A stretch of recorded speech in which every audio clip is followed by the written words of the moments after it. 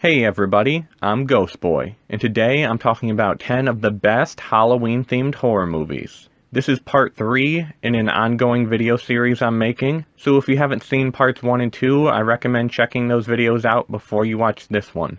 None of these movies are in any kind of order, but number 1 is definitely my new favorite underrated indie Halloween horror movie. With all that being said, let's begin our list. Trick or Treats from 1982. On Halloween night, a babysitter is stuck watching over a bratty child who keeps playing vicious pranks on her. To add to the trouble, the boy's deranged father has escaped from a mental asylum and is planning on making a visit. So obviously, by hearing the description of this movie, it sounds like a total ripoff of John Carpenter's Halloween, and while that isn't completely true, there is way too many similarities between the two films for it to be a coincidence, so at the very least, this movie was definitely inspired by John Carpenter's Halloween. If you're gonna watch this though, don't go into it expecting a straight-up slasher movie. Yes, a couple people do get killed in this movie, but that's really not what it's about. The name of this film is perfect, because a lot of this movie is just the babysitter getting tricks played on her by the kid she's babysitting. But I found it very entertaining for a few different reasons. One reason is because on Halloween, people really don't seem to play tricks anymore. And secondly, it's a lot like the story of The Boy Who Cried Wolf, because this kid keeps freaking out the babysitter, and as the story goes on, there's several times where you really don't know if the kid is actually dead, or in danger, or if he's still just messing around trying to be funny. But besides all of that, there's also lots of Halloween decorations, trick-or-treaters, and some really cool Halloween costumes. Overall, this movie might be more trick than treat, but I still think it's pretty sweet. The Funhouse Massacre. 6 of the world's scariest psychopaths escape from a local asylum and proceed to unleash terror on the unsuspecting crowd of a Halloween funhouse. This movie is literally like Suicide Squad Halloween edition. There's even a girl who is basically Harley Quinn. There's clowns, cannibals, and crazy cult leaders. Robert Englund, aka Freddy motherfucking Krueger, makes a small appearance in this movie, and I was very happy and pleasantly surprised to see him. This film does have a decent amount of humor, but it doesn't go overboard with it. And the gore in this movie is insane, and the practical effects are just incredible. Overall, this movie is exactly what the title would suggest. It's a fun, bloody massacre. Night of the Demons from 2009. A group of friends go to a Halloween party at a mansion with a dark history. The owner of the mansion hung herself 80 years ago, and 6 people disappeared without a trace. Now, in present day, when a group of friends arrive at the building for the ultimate Halloween party, they discover that it is more than just an urban legend. Malevolent entities haunt the building, and they need 7 human vessels in order to break through into our world. I don't really have much to say about this movie, honestly, besides the fact that it's just a really fun, Halloween-y horror movie. The giant mansion makes for such an awesome, creepy setting for a Halloween horror movie, and everything looks so creepy and old, and there's secret passageways and skeletons. Everyone is wearing Halloween costumes, there's awesome bloody death scenes, very attractive, sexy characters, and the designs of the demons are scary and badass. So check out Night of the Demons from 2009, because the party is killer. Texas Chainsaw 3D.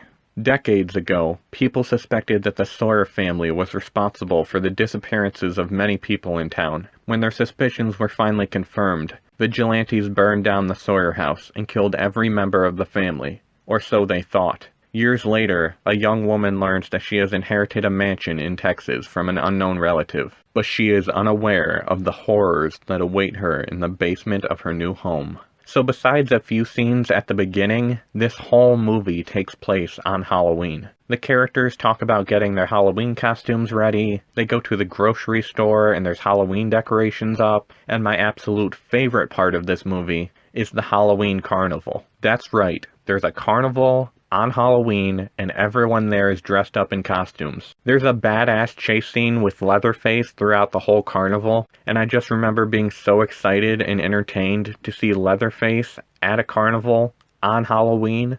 If you're a fan of Leatherface, or even if you've never seen any of the Texas Chainsaw movies, I still think this is a very fun, violent, bloody movie to watch around Halloween time. Spine Chiller. Each year on Halloween, the local Spine Chiller dance makes its way to town, causing mischief and a string of disappearances no one can explain. This is a Halloween anthology, and there's 4 different stories filled with zombies, werewolves, crazy killers, and the dangers of deadly Halloween candy. Spine Chiller reminded me a lot of Halloween 3 Season of the Witch, mainly just the look and atmosphere. There's so much vibrant fluorescent lighting in this movie. There's always orange, green, and blue neon lights throughout the whole film. This movie is very similar to movies like The Barn or Secret Santa, where it was made in modern day, but it looks like it was made in the 80s or the 90s. The whole film has that grainy static filter on it, so it looks like you're watching it on a VHS tape. This is definitely going on the list with Trick or Treat and all of the other Halloween horror anthologies that I watch every year. The Midnight Hour. A group of friends break into a museum to steal costumes for a Halloween party, but end up accidentally unleashing a curse that causes the dead to come back to life. This movie is like Hocus Pocus mixed with Monster Squad and the Goosebumps movie from 2015.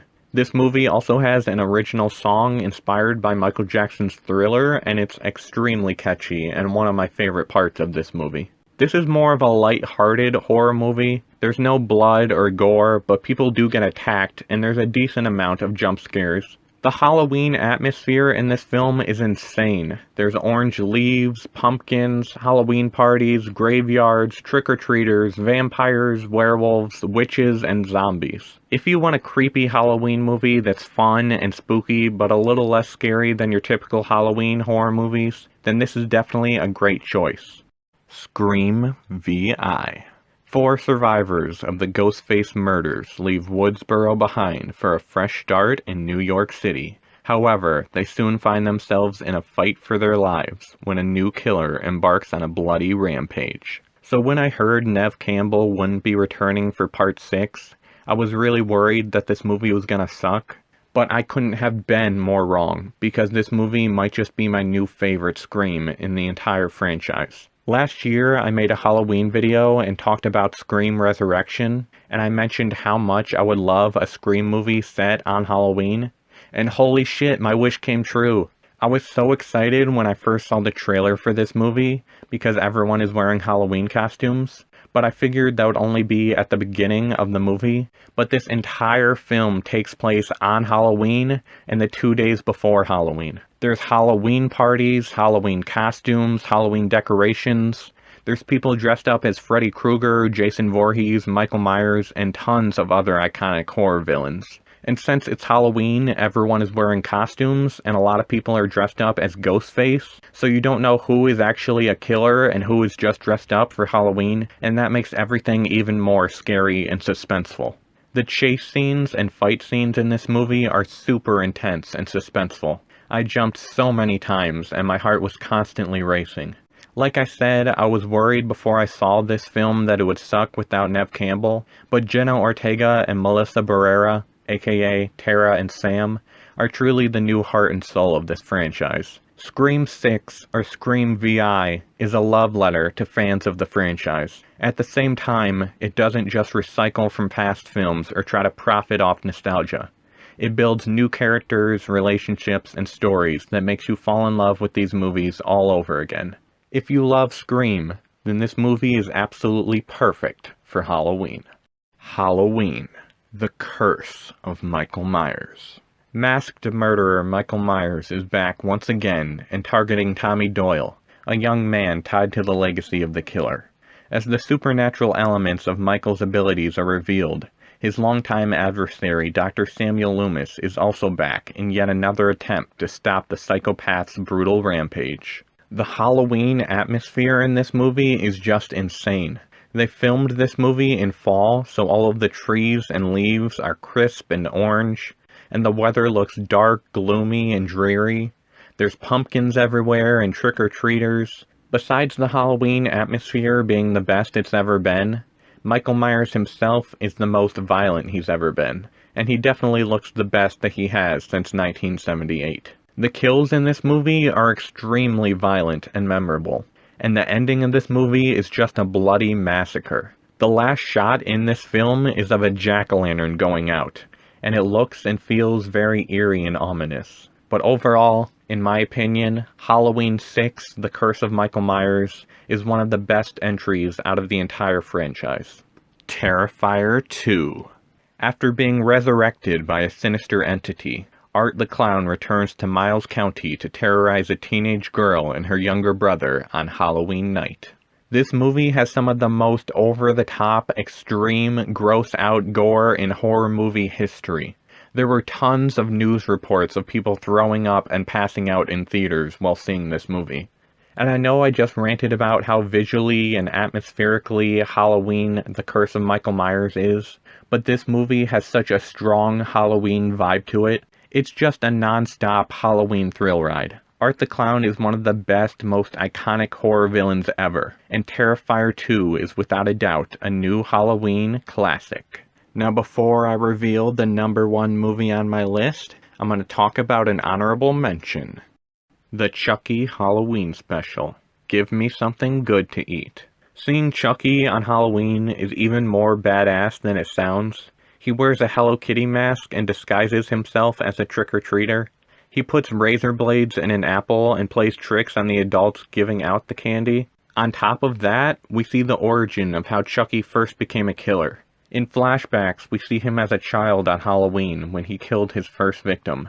And it's totally inspired by John Carpenter's Halloween. So even if you aren't interested in watching the Chucky TV series, you should at least check out this Halloween special if you're a fan of Chucky. And now, the number 1 best underrated indie Halloween horror movie is the WNUF Halloween Special. Originally broadcasted live on October 31st, 1987. The WNUF Halloween Special is a stunning exposé of terrifying supernatural activity that unfolded at the infamous Weber House, the location of where gruesome murders took place. Local television personality Frank Stewart leads a group of paranormal investigators to explore the darkest corners of the supposedly haunted house, trying to prove the existence of demonic entities within. But did they find the horrific truth, or simply put superstitions and rumors to rest? So this is a found footage horror movie, but definitely not just your typical found footage movie. This is a news channel broadcast, and it's specifically made to look like someone recorded it on a VHS tape as it was airing live on TV. It's very similar to the Blair Witch Project and how people thought that was real. So this is a horror movie, but there's also lots of commercials in this film, because like I said, it's made to look real and made to look as if someone was just recording this Halloween special on a VHS tape. And obviously, if you were watching live TV, there would be commercials. And all of the commercials feel so authentic and real and creates this feeling of nostalgia as if you were really watching live TV. So now to talk about the actual plot of the movie. I really can't say too much about the actual story because it's hard to talk about without spoiling it or giving anything away. This is a live news broadcast, doing a Halloween special inside of a house that's rumored to be haunted. And nobody is really taking it seriously, and everyone thinks it's pretty much a joke. But like I said, it's very similar to the Blair Witch Project. The film starts and everything is okay and normal, and as the movie goes on, things just keep getting worse and worse, and the tension builds up more and more and just becomes extremely suspenseful. And if it wasn't already obvious, this movie is dripping in Halloween spirit and atmosphere. Everyone is dressed up in costumes, there's scary, possibly haunted houses, paranormal investigators, pumpkins, and even a PSA about checking your candy to make sure it hasn't been tampered with. Every year on Halloween night, I watch Trick or Treat, and now I'm gonna start a new tradition.